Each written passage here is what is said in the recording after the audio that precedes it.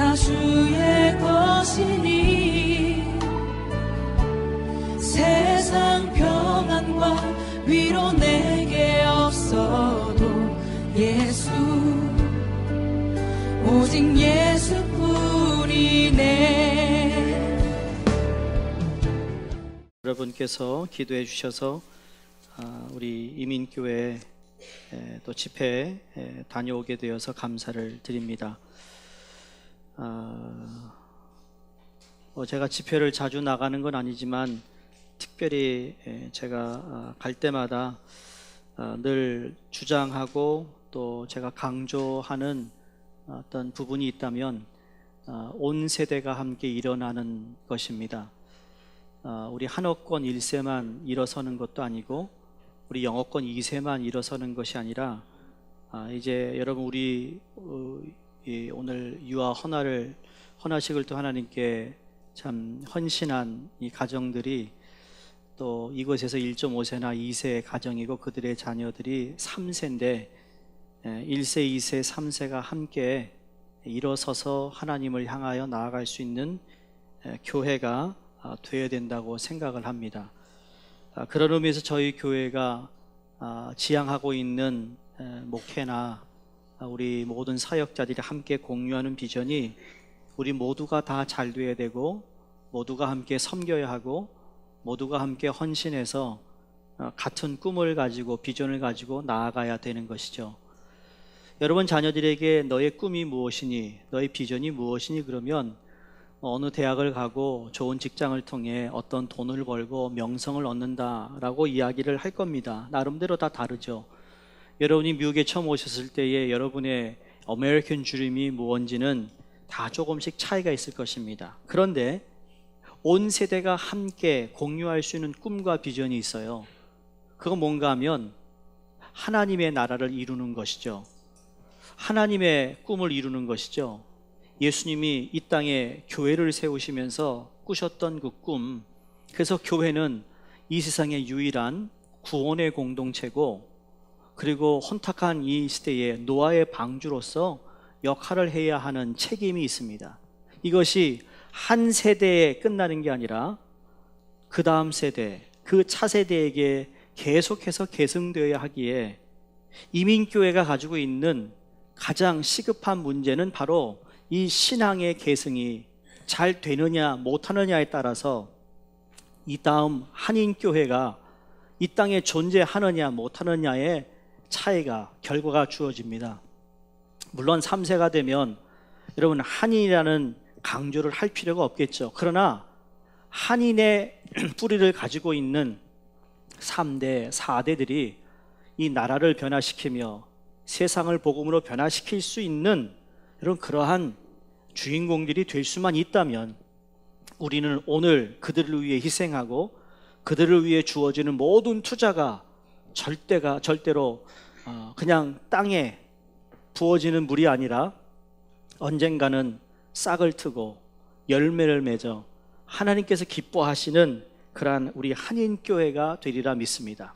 그렇다고 해서 여러분 한인 중심의 교회만 얘기하는 것이 아닙니다. 우리 EM에서는 지금 토요일마다 우리 전사님과 아침 7시 반부터 9시, 10시까지 말씀을 공부하고 나머지 시간은 지금 전도를 나가고 있습니다. 칼리지 포인트에 있는 문을 두드리고 있습니다. 예수 믿습니까? 어느 교회에서 온 아무개다라고 했더니 여러분 이 주위에 있는 사람들이 우리 교회를 다 알고 있더래요. 알고 있더래요. 크리스탈 철치를. 알면 뭐합니까?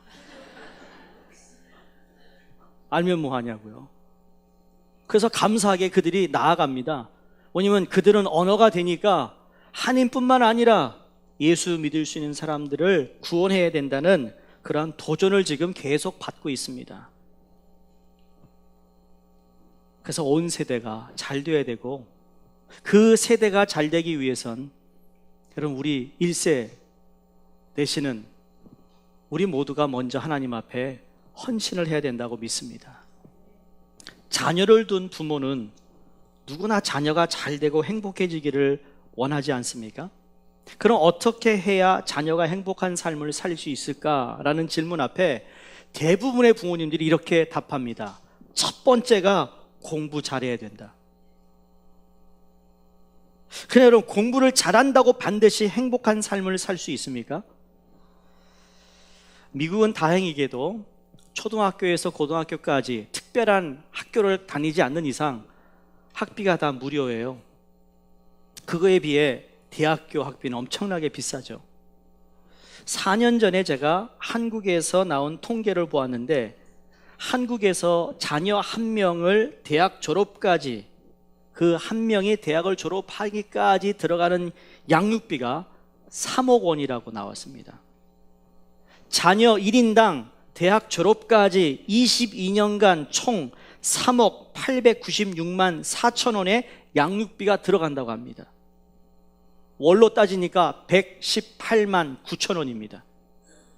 근데 원하는 만큼 그 자녀들이 행복하게 살고 있는가? 라고 물었을 때, 여러분, 당당하게 난 행복하다라고 하는 사람이 많을까요? 적을까요?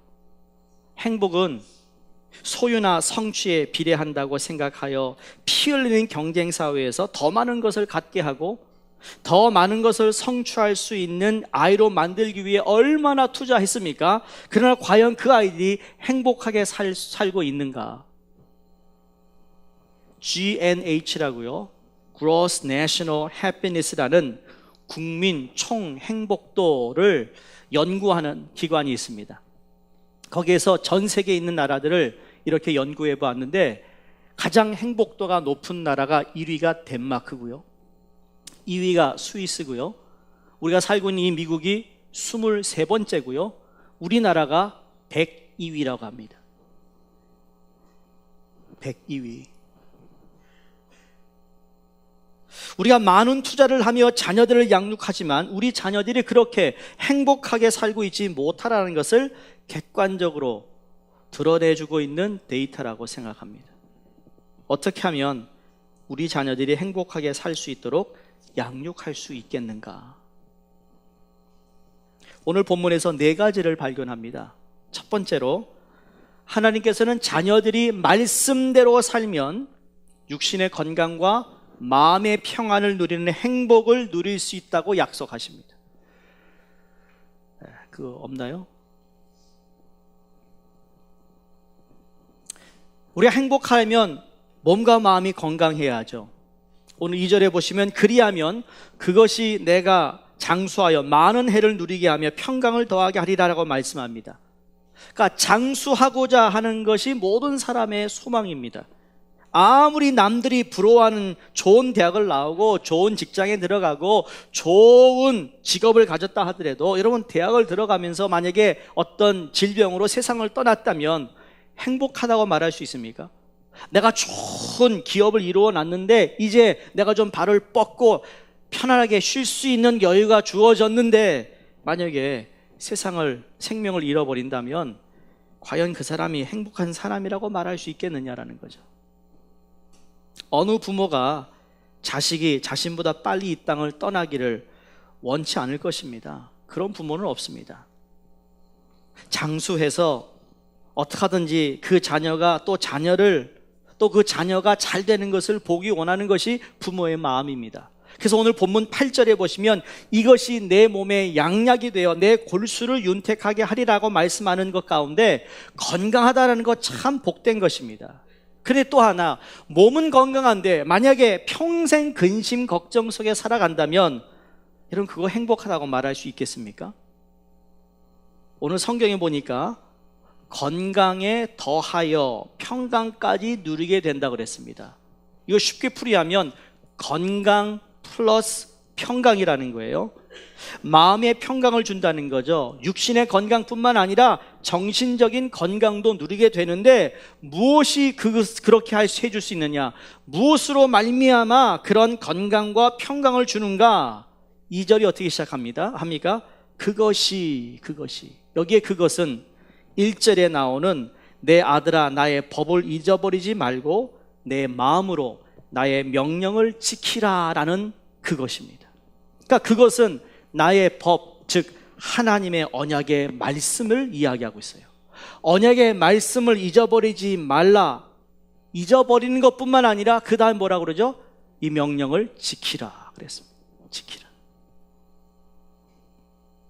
말씀 교육이, 하나님 말씀 교육이 마음과 육신이 건강한 삶을, 행복한 삶을 보장해 준다는 말씀입니다.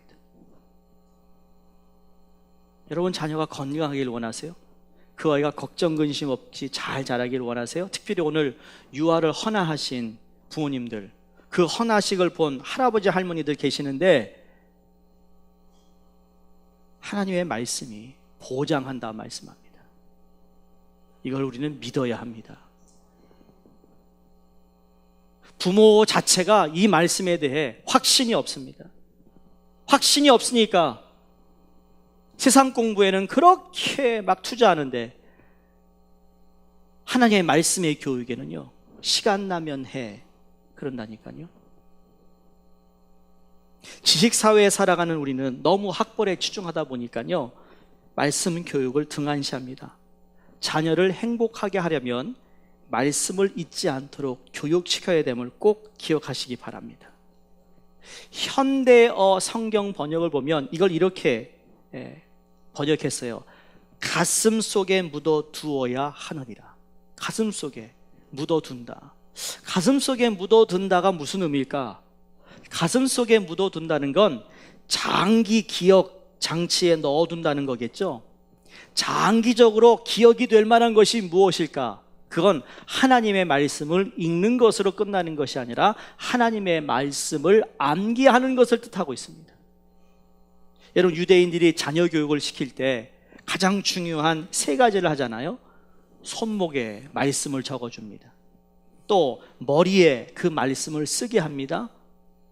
자기 집을 드나들 때 문설주에다가 말씀을 기록해 놓습니다. 그걸 어떻게 하냐, 그게 마음판에 새길 수 있도록 하기 위하여 이 세 가지를 한다는 겁니다. 여러분 오늘부터 자녀가 학교 나갈 때 말에 내일 하나님 말씀을 하나 적어가지고 딱 너 읽고 나가. 학교에서 집에 들어오면 제일 먼저 너 아침에 읽어, 또 읽어. 팔찌 하나 만들어야겠어요. 내가 만들어서 팔아야겠어요. 말씀을 이렇게 적어 놓을 수 있는 팔찌 말이에요. 아니면 디지털로 만들어가지고 누르면 성경 구절이 쫙 나오게.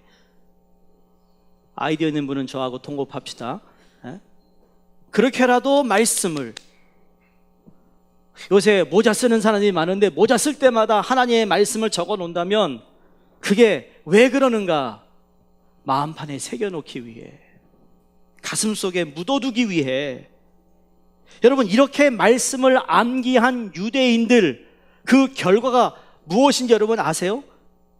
우리가 대략 유대인 그러면 야, 돈 많은 애들, 월가, 저 빌딩 다 가진 애들, 그렇게 생각하는데 여러분, 그 이상입니다. 좀 지루하겠지만 한번 들어보세요. 제가 이걸 다 찾아봤는데, 찾았으니까 다 읽어야 될 것 같아요. 들어보세요. 유대인의 인구는 전 세계 인구의 0.2%인데 약 1,500만 명이라고 합니다. 노벨 수상자가 30%가 유대인입니다. 미국 유대인은 전체 인구가 2%인데 560만에 불과합니다. 미국 400대 재벌 중에 23%가 유대인입니다. 맨하탄 빌딩 주인 40%가 유대인입니다. 뉴욕 중고등학교 교사 중에 50%가 유대인입니다. 그러니까 뉴욕만 유일하게 주이시 할러데이 때 퍼블릭 스쿨이 문을 닫습니다. 여러분, 이건 다른 주에는, 도시에는 없는 일이에요. 뉴욕 의사의 과반수가, 미국 법조계에 70만 변호사가 있는데 14만 명이, 20%가 유대인입니다. 미국 대학 교수 중에 25%에서 35%가 교수고요. 프린스턴 대학의 총장 및 주요 책임자가 90%가 유대인입니다. 우리 한국 사람이 좋아하는 아이빌리 교수 중에 40%가 유대인입니다. 하버드, UCLA의 어떤 의대나 법대 교수 50%가 유대인입니다. 상위 15개 대학의 21%의 학생이 유대인입니다. 미국의 방송 MBC, ABC, CBS 유대인일 겁니다. 세계 저널리즘의 상징이 되는 뉴욕 타임스나 워싱턴 포스트나 유대인입니다.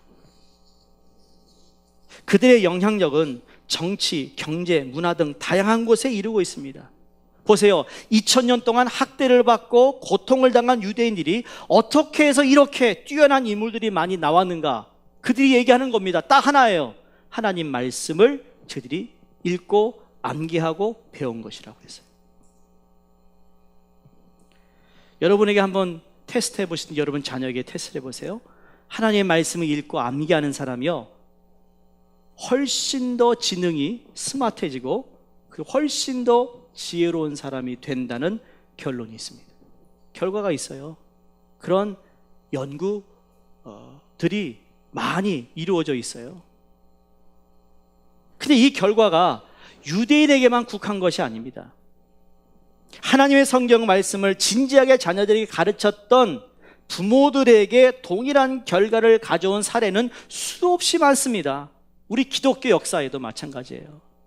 예를 들어 종교개혁을 하여서 미국의 웨슬리언, 존 웨슬리의 부모 수자나가 19명의 자녀를 두었는데요. 19명이 다 성공합니다. 그런데 그렇게 할 수 있었던 이유가 뭔가? 그들에게 하나님 말씀을 암송시켰다라는 겁니다. 사랑하는 성도님들, 우리 자녀들이 잘 되기를 원하세요? 학교 공부하지 말라는 이야기 아닙니다. 그렇게 학교 공부에 열중을 두는 만큼 하나님의 말씀이 그들에게 들어가야 그 아이들이 진정한 행복을 누립니다. 나중에 여러분이 그 아이들이 다 커서 눈물 흘리지 않기를 바랍니다.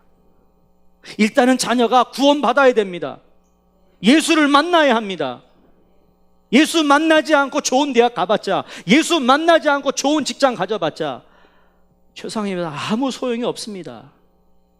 세상에선 쓰임받을 수 있지만 하나님께 쓰임받지 못하는 얼마나 안타까운 일인지 모릅니다. 오늘날 그러한 2세들이 많거든요. 너무 많습니다. 교회에서 자랐어요. 그런데 다 대학 가고 직장 생활하면서 다 교회를 떠납니다.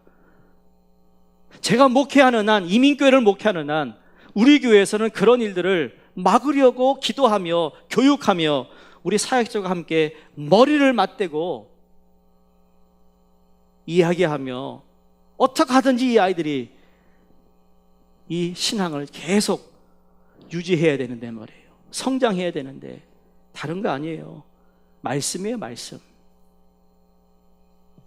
그래서 바이블 타임이라는 것도 계속 여러분에게 강조하는 겁니다. 부모가 읽어야 자녀도 읽으라고 얘기하죠. 부모는 안 읽으면서 자녀에게 읽으라고 그러면 읽겠습니까? 부모는 암송하지 않으면서 아이에게 암송시키면 unfair 그러죠. unfair. 두 번째 오늘 주시는 교훈은 하나님께서 자녀들이 하나님의 성품대로 살면 하나님과 사람에게 인정받는 행복한 삶을 누릴 수 있다고 약속하십니다.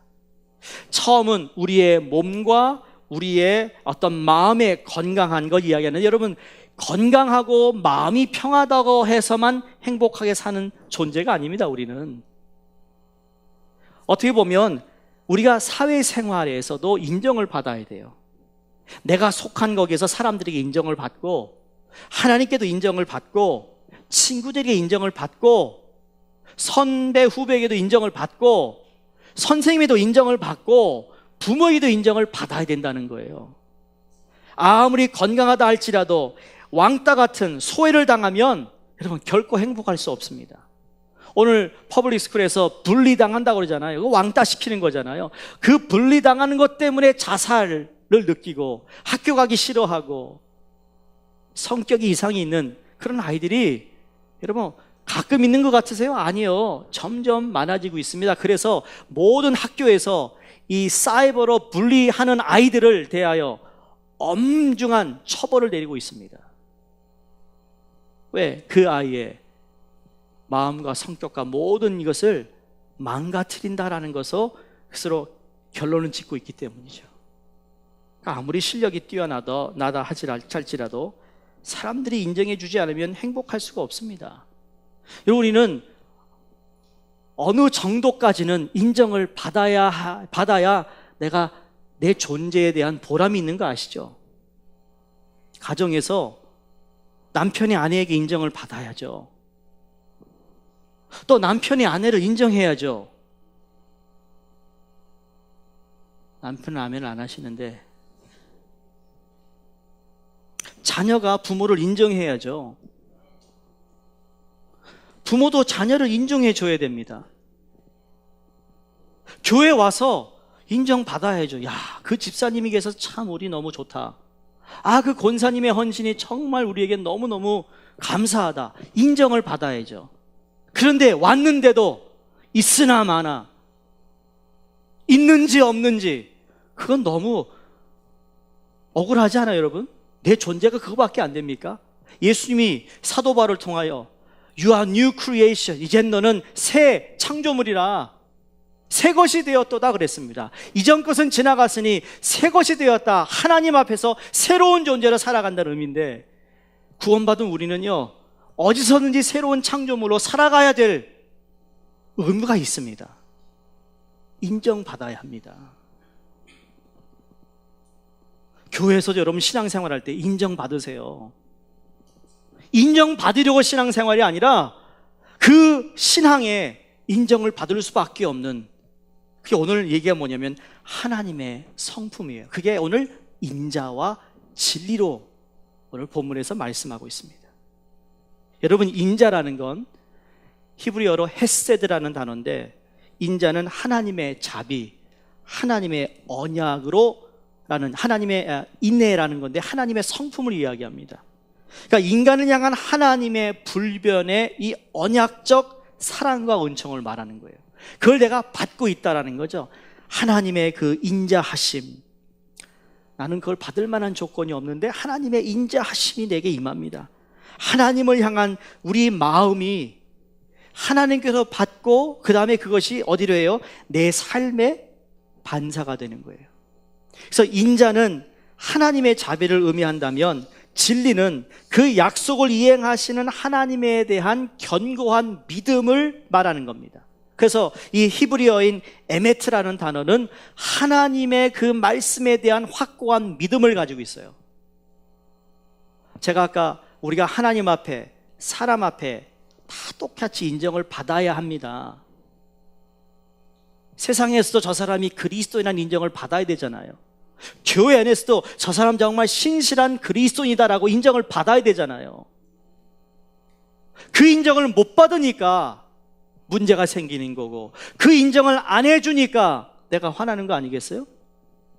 단순한 겁니다. 그런데 이것이 하나님으로부터 인자하심을 통해 하나님의 말씀 앞에 내가 굳건히 그 말씀대로 살겠다, 이것을 보면 내 목에 매라 그랬잖아요. 장신구를 매듯 인자와 진리로 자신의 생활을 장식하면, 그럼 그거 자체가 사람들에게 보여지게 되어 있습니다. 예수님이 말씀하신 것처럼 너희는 세상의 빛과 소금이라. 예수를 믿음으로 빛과 소금으로 변하는 게 아니라 예수를 믿음으로 말미암아 빛과 소금이 된 거예요. 하나님의 인자하심과 진리가 내 안에 임함으로 나는 그 인자하심과 진리가 내 안에서 살아 보여지는 거죠. 이 대목을 제가 현대어 번역을 통해 다시 읽어드리는 거 한번 들어보시기 바랍니다. 남을 아끼는 마음과 진실한 마음, 이것을 버려서는 절대로 안 되느니 목에 들이우고 다니는 목걸이처럼 늘 달고 다니거라. 내 마음속에 이 둘을 꼭 새겨두어야 한다. 그러면 하나님도 사람도 너에게 깊은 애정을 가질 것이라. 새겨둬야 할 두 가지가 뭐예요? 인자와 진리라는 겁니다. 인자와 진리를 우리가 품으면 하나님의 성품을 갖게 된다고 말씀합니다. 성품입니다. 결국은 그 사람이 능력이 없어서가 아니고요, 그 사람이 못해서가 아닙니다. 일을 잘 해놓고도 입으로 말이에요, 쏟아붓는 사람 있잖아요. 자기가 한 모든 공로를, 아유 저렇게 열심히 했으면 그러고 그냥 집에 가지, 뭘 그거 앉아가지고 또 막 이러다 보니까 하나도 덕이 안 되는 거예요. 은혜가 안 되는 거예요. 처음에는 야, 참 대단하다, 가까이 갔더니 아니올시다예요. 그런 분들 교회에 있다 없다? 여러분이 대답하세요. 네. 우리는 너무나 우리 자녀를 전문성으로 만들려고 합니다. 물론 전문성 필요합니다. 근데 거기에 죽기 살기로 매달려요. 그리고 성품은 전혀 관여하지 않는, 그리고 혹시 그게 우리의 모습은 아닌가? 유태인 부모들은 자녀를 교육시키면서 이런 질문을 합니다. 제가 유태인들이 하는 질문들에 대한 책을 이렇게 보면서 참 지혜로운 질문들이구나. 지난번에도 한번 말씀드린 것 같아요. 1년 전인 것 같습니다. 가정의 달에 말씀드린 것 같은데, 유태인 부모님은 자녀가 학교에서 돌아오면 뭐라고 묻는다고 그랬죠? 우리 한국 부모님들은 학교 갔다 와서 자녀에게 뭐 물어보죠? 너 오늘 뭐 배웠니? 뭐 배웠니? 유태인 부모님은 자녀에게 너 오늘 선생님에게 무슨 질문했니? 또 유태인 부모들은요, 내가 이렇게 공부하면 다른 사람을 도울 수 있겠니? 근데 우리 한국 부모님 뭐라고 그러죠? 너 이렇게 공부해서 네 밥그릇 챙기겠니? 우리는 내 밥그릇 챙기는 것에 관심이 많아요. 뭐? 공부해서, 돈 벌어서.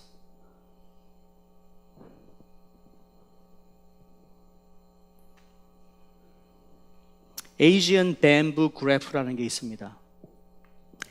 아시안 학자들이 만들어 놓은 통계입니다. 아시안들이 다른 소수민족에 비해 머리가 좋아서, 여러분 중학교, 고등학교 1등한 애들이 거의 누구죠? 옛날에 한국 애들이 거기 끼었는데 요새는 중국 애들한테 밀렸어요.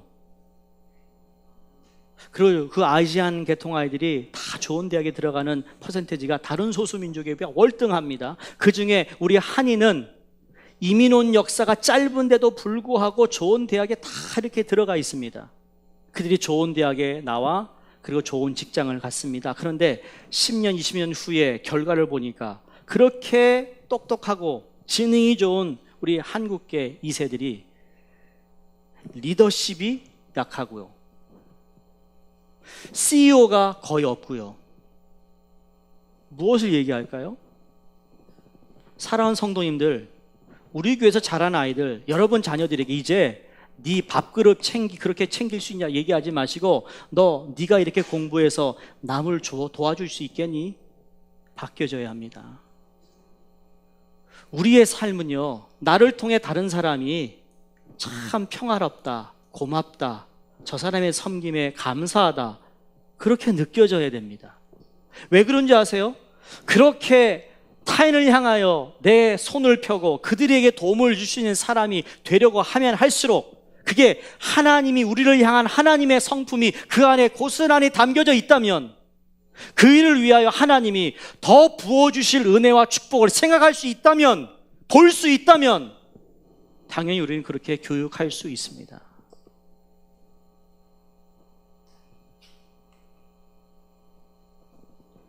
여러분 짐 콜린스라는 유명한 경영 컨설턴트를 아실 겁니다. 많은 책을 썼죠. 그분이 적합한 사람을 택해야 한다면서 전문성과 품성을 놓고 선택하면 당신은 뭘 선택하겠습니까? 그랬더니 나는 나는 전문성보다 그 사람의 성품을 택할 것입니다. 그랬어요.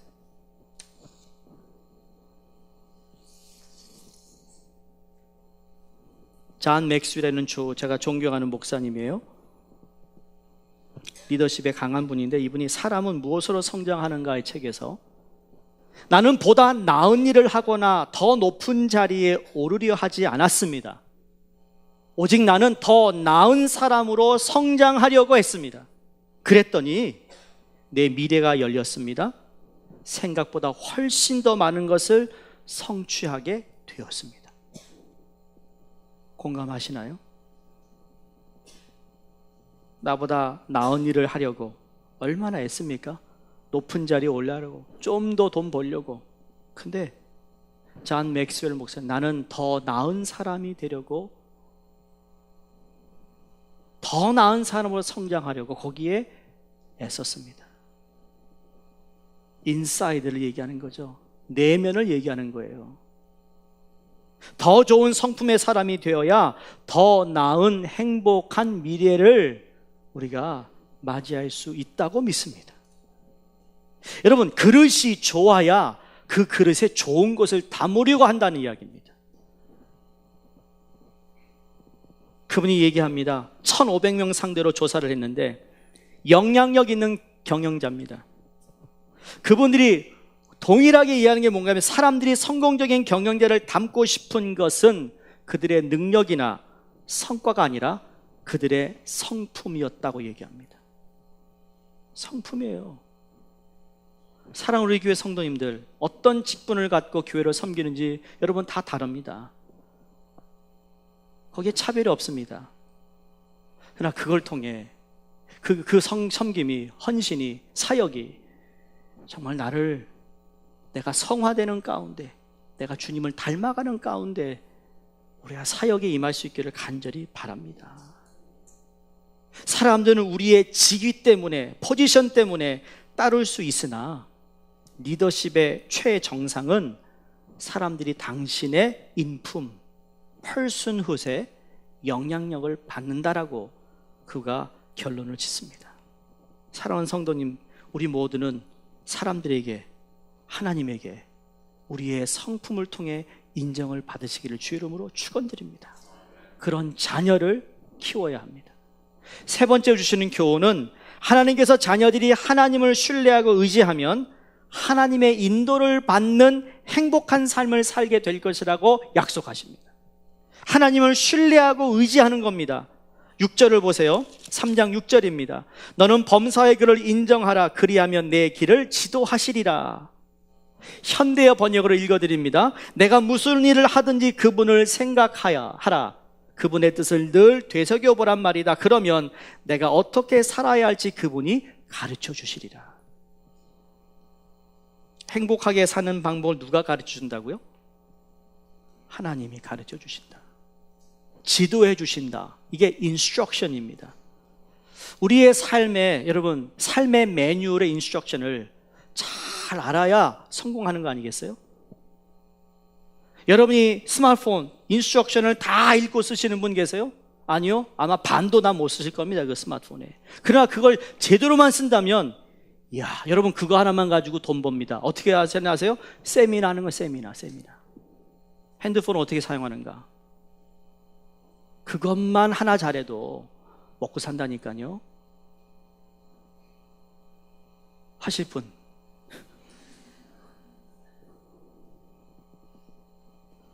인스트럭션이에요, 인스트럭션. 근데 행복한 삶의 방법을 하나님께로부터 가르침을 받는 비결이 뭔가 5절에 나옵니다. 너는 마음을 다하여 여호와를 신뢰하고 내 명철을 의지하지 말라. 지금 의지해야 할 대상을 말해주고 있습니다. 네가 의지할 것은 돈이 아니야. 의지할 것이 권력이 아니야. 의지할 것이 저 사람이 아니야. 의지할 대상이 하나님임을 기억하라는 거예요. 생각해 보라는 거죠. 보세요. 생각해 볼까요? 건강, 몸의 건강, 마음의 평안, 그것만 행복인다고 해서 그걸 위해 추구해 가는 살았는데 아니, 행복이 없어요. 왜? 인정을 못 받아, 사람들한테. 그래서 내 성품을 키우는 일을 합니다. 그래서 하나님께 인정도 받고 사람이 인정을 받습니다. 좋아요, 거기까지는. 근데 그게 우리 인생의 전부가 아니잖아요. 우리가 하는 모든 일에 하나님을 신뢰하고 의뢰해야 되는데, 만약에 내가 성품을 잘 다스려서 좋은 인품을 가진 사람이 되었는데 내 삶의 모든 지도가, 그렇죠? 하나님의 말씀이 아니라 세상에서 주는 것으로 살아간다면 그건 아직도 미완성인 거예요. 왜냐면 여기 의뢰한다라는 말은 전적으로 몸을 내가 의지하고 기댄다라는 뜻이에요. 어떤 의미인가 하면, 여러분 비행기를 탑니다. 내 몸을 내가 비행기에게 맡기죠. 내가 앉아서 시트벨을 딱 매면 시간에 맞춰서 비행기는 그 목적지에 도착하게 되어 있습니다.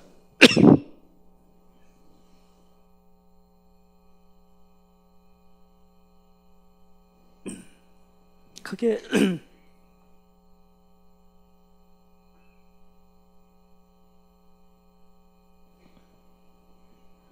맡긴다, 의뢰한다는 이야기죠. 오늘 6절에 보시면 범사의 여호와를 인정한다는 겁니다. 한두 가지만 인정하는 게 아니라 내 생애 하나에서 열까지 다 그분을 인정한다. 우리 자녀들이 잘 사는 방법을 터득하기 위해 얼마나 시간과 돈을 투자합니까? 그래서 정작 중요한 것을 잃을 때가 있는데 하나님을 의지하는 방법을 가르쳐 줘야 될 줄로 믿습니다. 마지막으로 우리 하나님이 멋있다고 생각되는 게 뭐냐면요, 하나님께서 자녀들이 제물로 정성을 다해 하나님을 섬기면 물질의 풍요를 누리는 행복한 삶도 약속해 주셨다는 거예요.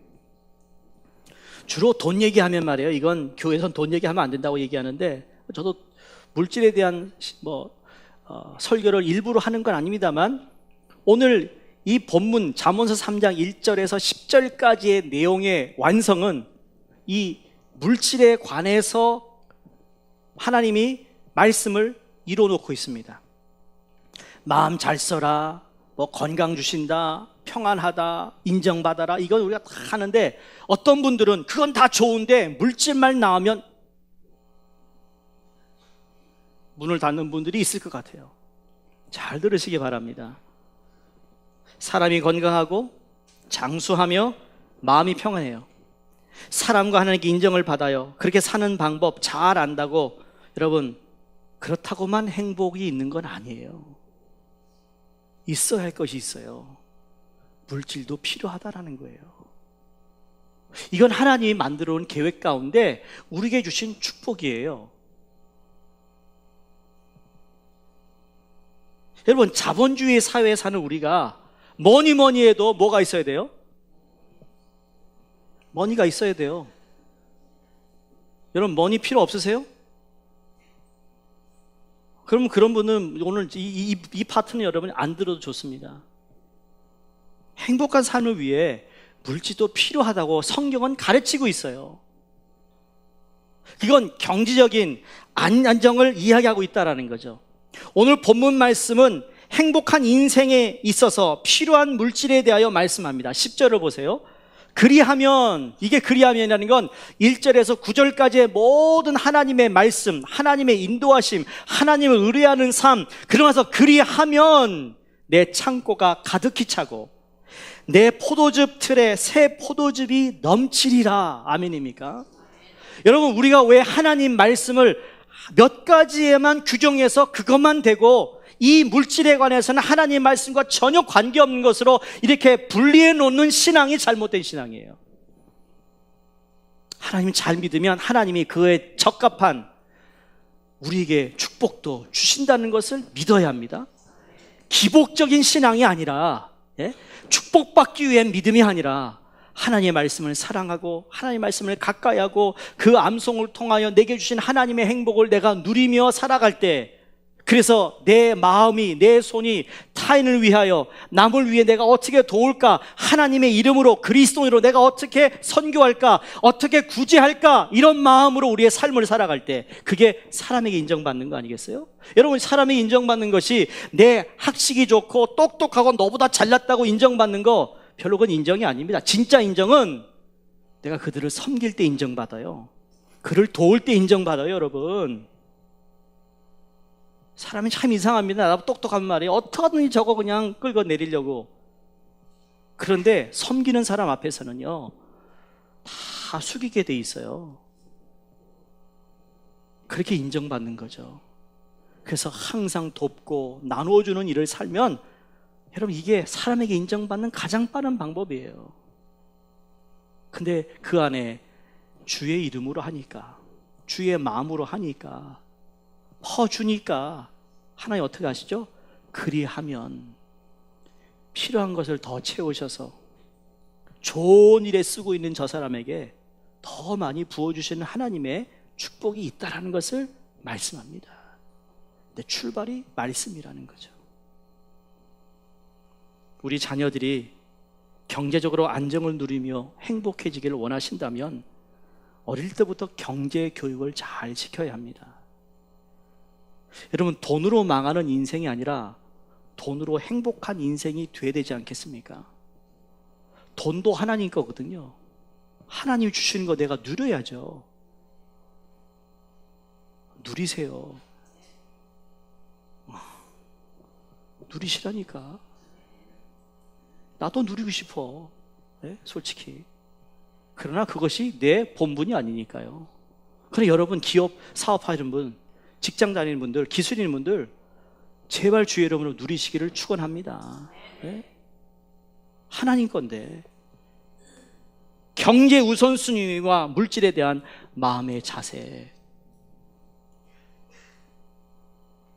아직도 기억합니다. 저희 외할머님이 한국에서 저희 집에서 잠깐 사시고 이미 와서도 한 10년을 저희 집에서 같이 사셨어요. 저희 사남매니까 부모님이 일하실 때 할머니 오셔서 우리를 위해서 참 수고 많이 하셨는데, 늘 할머니는요, 늘 헌금할 걸 준비하세요. 제일 빳빳한 돈. 빳빳하지 않으면 어떡합니까? 다리미로 막 누릅니다. 주일날 헌금 넣는 법 못 봤습니다. 아마 수요일쯤 되는 것 같아요. 수요일쯤 딱 넣어놓고는요, 성경에 딱 띄워놓습니다. 그거에 비해 우리는 어떻죠? 주일날 헌금해야 돼. 뭐 그것도 하나님 받으시겠지만 자세요, 자세. 그걸 보고 자라는 자녀가 헌금에 대해서 얼마나 이 헌금이 귀한 것이라는 것, 단 일부를 하더라도 말이죠. 여러분, 자녀에게 차에서 야, 헌금, 그렇게 하지 마세요. 이미 지금 잘못 가르치고 있는 겁니다.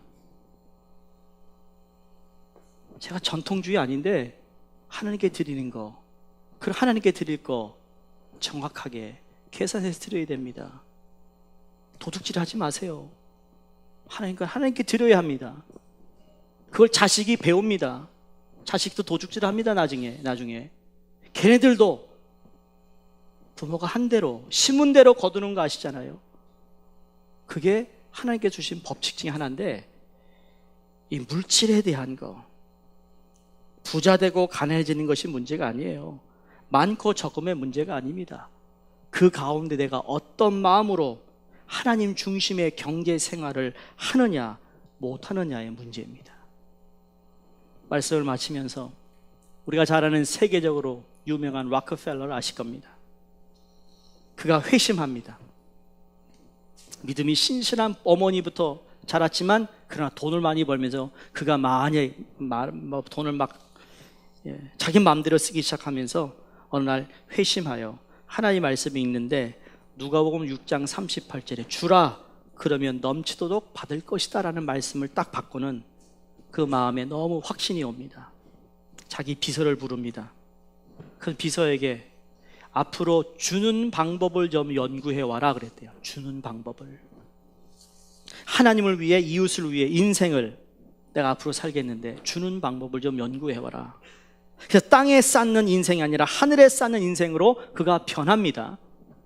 여러분, 락펠러가요, 자신의 11조를 제대로 계산하기 위해 11조만 담당하는 직원이요 40명 있었대요. 여러분 50명 있으세요? 이게 놀라지도 않는 거 보니까 40명 있었대요. 40명. 그가 세운 교회가요 4,928개입니다. 여러분 너무합니다 정말. 참. 늦었어요.